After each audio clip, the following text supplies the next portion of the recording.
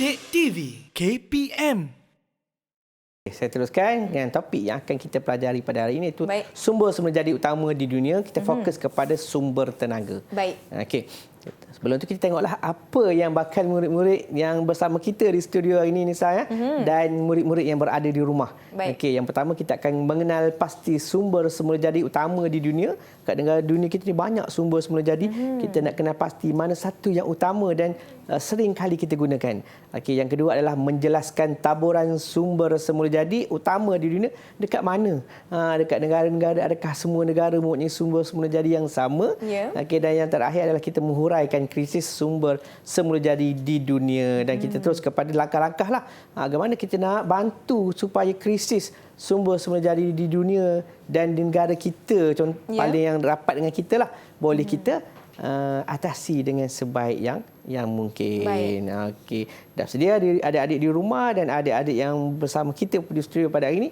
Kita teruskan dengan apa yang kita nak belajar, guys. Penting ke sumber tenaga ni? Nisa dah makan dah? Saya dah makan, cikgu. Dah makan. Adik-adik di rumah pun pasti sudah makan. Yang bersama kita di studio pun pasti kena makan, kerana kita perlukan tenaga untuk tubuh badan kita. Dah ada kaitan dengan kita perlukan tenaga untuk kita bergerak. Begitu juga dengan keperluan-keperluan seharian kita yang berkait dengan kegunaan manusia. Kita rujuk kepada sumber semula jadi, iaitu rujuk kepada sumber tenaga. Sebelum itu kita tengok sumber semula jadi ini diterbahagi kepada dua.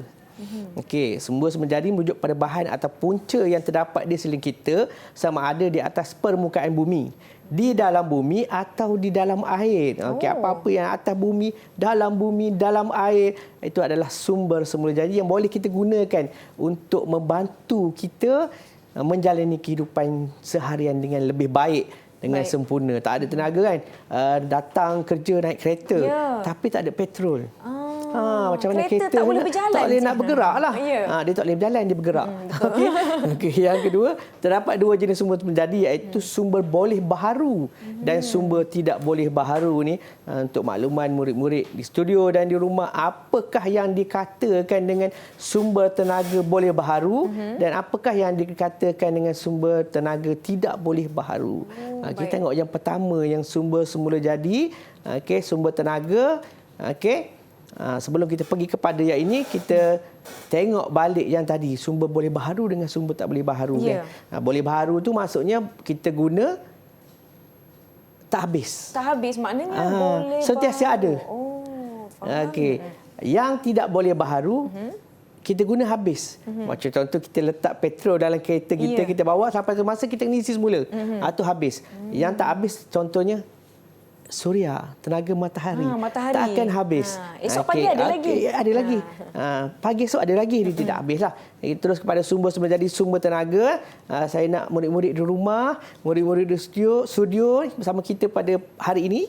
Okey, cuba perhatikan betul-betul sebab saya nak uji nanti. Okey, murid-murid, yang mana satu yang boleh baharu, yang mana satu tidak boleh baharu. Berdasarkan contoh yang kita tunjukkan di slide lah. Okey, nanti kita kena pasti beri perhatian, beri tumpuan sebab nanti kita nak uji kan. Okey, sumber semula jadi sumber tenaga yang pertama adalah petroleum. Sebagai contoh gambar di paparan sekarang, itu adalah perlombongan petroleum bukan di negara kita. Mungkin adik-adik pernah tengok dekat negara kita dia pelantar minyak. Ya, betul. Tapi kat negara lain ada petroleum dilombong di kawasan daratan. Sebab tidak ada pelantar minyak. Kalau kita di Malaysia, petroleum hanya dilombong di kawasan laut, di lautan. Tidak ada di kawasan daratan. Contoh saya bagi di sini adalah yang dilombong di kawasan daratan. Okey, yang seterusnya arang batu. Okey, ini adalah gambar arang batu. Okey, adik-adik di rumah ataupun Nisa sendiri pernah makan sate tak? Sate. Pasti tak tolak lah sebut makanan sate ni. Pantang, cikgu. Pantang Nampak. Ataupun pernah buat bakar-bakar ayam ke ikan dan sebagainya menggunakan arang. Di hadapan Nisa tu dia ada contoh arang. Ini dipanggil arang kayu. Okey, dihasilkan oleh manusia lah proses. Dihasilkan proses daripada pokok bakau. Sama tak dengan arang batu? Tak sama, cikgu. Tak sama, kayu, tak sama. Kan? Itu kayu, iaitu batu. Kita tak sama. Kita nak tanyalah adik dekat ni, kat studio bersama kita ni, Dina. Sama tak arang batu dengan arang kayu ni? Tak sama. Okey, kita bagi dah tak sama. Terus jawab tak sama sebab apa? Arang batu dihasilkan secara semula jadi. Okey, arang kayu dihasilkan oleh buatan manusia. Kita bakar pokok bakau, salah satu contoh dia bakau, menghasilkan arang. Itu arang batu dengan arang kayu. Apa beza dia? Arang batu tahan lama, arang kayu sekejap je lah. Okey, seterusnya biomas. Biomas adalah sisa ataupun tenaga yang dihasilkan oleh perebutan tumbuhan ataupun sisa haiwan, tinja haiwan. Okey, yang seterusnya adalah gas asli. Gas asli, okey, ini contoh gas asli dekat atas meja dekat Nisa tu pun ada contohlah penggunaan petroleum dengan gas asli, produk-produk yang dihasilkan. Sebab kita tak boleh nak bawa contoh gas kat dalam studio kan. Berbahaya satu. Okey, ini contoh yang digunakan, yang ditinkan untuk kegunaan dapur mudah alih. Okey, dan pemeti api. Okey, dalam tu adalah hasil daripada bahan yang proses daripada petroleum dan gas asli untuk kegunaan manusia. Kalau tak ada gas, macam mana kita nak hidupkan api? Takkan kita nak kembali kepada zaman batu kan. Gunakan unggun api, cikgu nak masak. Nak masak. Okey, boleh kembali kita gunakan teknologi moden, kembali pada asal tapi menggunakan teknologi moden, guna pemeti api elektrik. Okey, itu adalah sumber-sumber jadi sumber tenaga ini. Seterusnya, kita tengok yang pertama adalah geoterma. Ini adalah wap air panas. Negara kita ni ada juga tapi tidaklah sepanas di tempat negara lain lah. Contoh, kita ada kolam air panas. Paling dekat dengan Bentong, adik-adik ni pasti pernah pergi dekat Bentong, dia ada kolam air panas kan, hot spring. Pasti pernah pergi. Itu contohlah. Cuma dekat Malaysia dia tidak terlalu panas macam di luar negara, itu dipanggil geoterma. Okey, yang seterusnya adalah angin, tenaga angin, kincir angin. Okey, digunakan tenaga angin untuk menghasilkan tenaga elektrik. Okey, bila kincir angin itu berputar, maka menghasilkan tenaga elektrik dari tenaga kinetik. Kinetik ni pergerakan. Okey, yang seterusnya adalah ombak. Okey, ombak ini bila ombak sekali ombak menghempas pantai kan, kali pantai berubah kan. Contohlah. Okey, ombak yang bergerak ni menghempas, dia akan menghidupkan turbin. Okey, turbin ni menghasilkan elektrik. Pernah kayu basikal kecil-kecil dulu kan? Ada sejenis motor yang dipasang pada basikal tu menghasilkan lampu, menyalakan lampu. Itulah yang kecil. Ini yang besar punya. Saya ingat cikgu, motor kecil tu nama dia Dynamo cikgu. Dynamo. Okey. Makin laju makin terang lampu. Betul. Okey. Yang seterusnya adalah suria. Ni panel suria. Dekat depan tu pun kita ada contoh lampu-lampu yang digunakan pada waktu sekarang. Okey, iaitu dia ada panel suria. Panel suria untuk menjana tenaga elektrik daripada pancaran cahaya matahari. Tu jimat tenaga. Tadi kalau tak ada elektrik macam tadi kan, kita boleh gunakan lampu suria ni. Panel suria ni untuk menghasilkan cahaya untuk kita lah. Okey.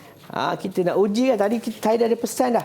Okey, dan saya dah bagi contoh sumber-sumber jadi ni. Saya dah ceritalah sumber tenaga boleh baharu dengan sumber tenaga tidak boleh baharu. Jadi kita nak uji. Adik-adik di rumah pun boleh cuba lengkapkan jadual ini. Okey, adik-adik di studio lengkapkan jadual ini. Kita nak tengok dan kita nak tengoklah sejauh mana mereka faham tentang sumber tenaga boleh baharu dengan sumber tenaga tidak boleh baharu. Okey, boleh buat sama-sama boleh? Boleh buat sama-sama. Sumber tenaga boleh baharu yang pertama, siapa boleh bagi contoh? Ada nak angkat cuba? Tangan cepat.